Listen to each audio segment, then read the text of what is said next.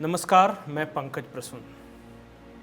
झारखंड में आदिवासियों मूलवासियों की सरकार है, झारखंडियों की सरकार है।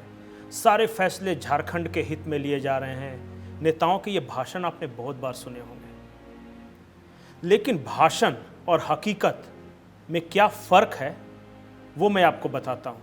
आप झारखंड के बड़े शहरों से थोड़ी दूर किसी भी गांव में चले जाइए और किसी भी नौजवान से आप बात कर लीजिए कि उनके लिए आज की तारीख में सबसे बड़ा मुद्दा क्या है। वो कहेंगे रोजगार। रोजगार कैसे मिलेगा? सरकार ने जो पॉलिसी बनाई है उसके चंद बिंदु मैं बताता हूं, आप सब कुछ समझ जाएंगे कि झारखंडी हित में है ये या झारखंडियों का अहित कर रही है। सबसे पहले सरकार नीति लेकर आई कि बिना खतियान का जातीय और आवासीय प्रमाण पत्र बनेगा। फिर कहा कि बिना खतियान के जमीन की रजिस्ट्री होगी। फिर सरकार ने कहा कि नैक द्वारा जो ए और A+ का एग्जाम होता है वो जो पास करेगा वही झारखंड में प्रोफेसर बन सकता है, जबकि झारखंड में नैक A और A+ पास कराने वाले एक भी संस्थान नहीं है। उसके बाद जब टीचर की वैकेंसी की बात आई तो सरकार कहती है कि भारत का नागरिक यहां शिक्षक बन सकता है। ऐसा क्यों? जब बंगाल में बंगाली शिक्षक बन सकता है, पंजाब में पंजाबी शिक्षक बन सकता है, बिहार में बिहार का नागरिक शिक्षक बन सकता है, महाराष्ट्र में जब 75% शिक्षक के पोस्ट वहाँ के मराठी लोगों के लिए आरक्षित हैं, तो फिर झारखंड में भारत का नागरिक शिक्षक क्यों बन सकता है? क्या झारखंड के नागरिकों को हक नहीं है शिक्षक बनने का?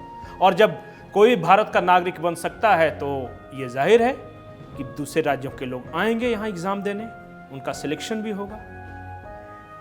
अब देखिए, ये तो हम रोजगार की पॉलिसी की बात कर रहे हैं। अब जो सरकार द्वारा जो एग्जाम लेने वाले, जो रोजगार देने वाली संस्थाएं हैं, उनके बारे में थोड़ा जान लीजिए। JSSC का ये पूरा हंगामा जो चल रहा है वो आप देख रहे हैं। क्वेश्चन पेपर लीक हुए, वो मोबाइल में वायरल भी हुए हैं, इसकी कोई जांच नहीं। अब एक नया ऑडियो आया है जिसमें यह दावा किया जा रहा है कि दो शख्स बात कर रहे हैं। एक कह रहा है कि 20 लाख रुपए में क्वेश्चन पेपर तुम्हें एडवांस में मिल जाएगा और रात भर तुम तैयारी कर लेना और उसके बाद अगले दिन एग्जाम देना। JSSC का जो सेंटर है वो कोलकाता रहता है, झारखंड में क्यों नहीं?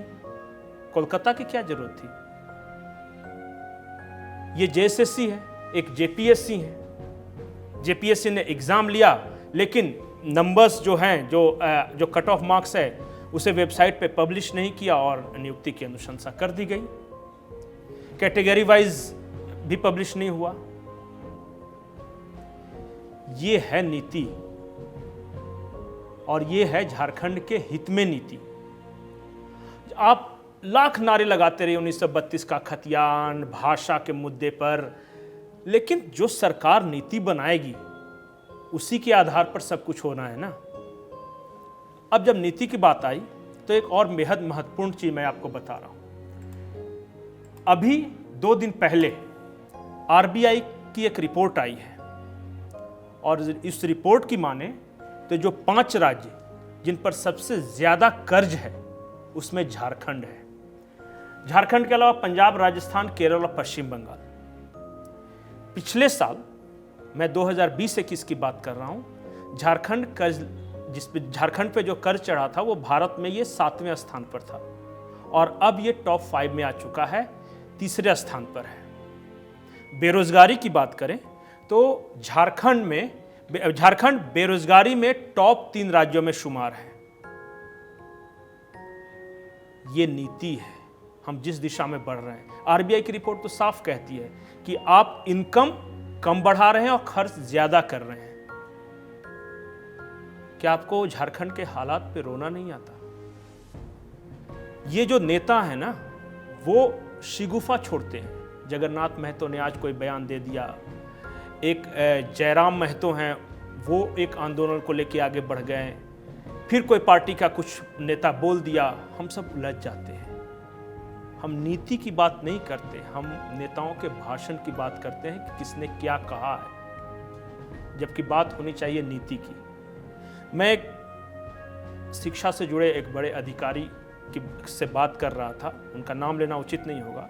उनसे मैंने पूछा कि सर क्या सचमुच झारखंड में 56,000 शिक्षकों की बहाली होगी, क्योंकि शिक्षा मंत्री तो यह दावा कर रहे हैं। उन्होंने हंसते हुए कहा, बहाली निकल भी जाए पर क्या किसी को नौकरी मिलेगी, और क्या बिना कोर्ट गए हुए ये एग्ज़ाम संपन्न होगा तो कोई कोर्ट नहीं जाएगा, इसकी गारंटी है।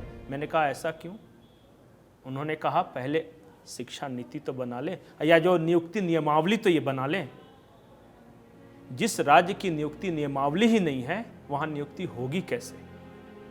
2.5 साल बीत गए हैं वादों के भरोसे, अगले 2 साल और हैं। मैं 2 साल इसलिए कह रहा हूँ कि अंतिम 6 महीने चुनाव प्रचार होंगे, इलेक्शन वगैरह होंगे, बड़ी बड़ी घोषणाएं होंगी, होना जाना कुछ नहीं है। तो इन 2 सालों में जो वैकेंसी निकले, जो नौकरी मिले, वही हकीकत है, और जो आप हर दिन जो बयानबाजी या भाषण सुनते हैं वो फसाना है। नमस्कार।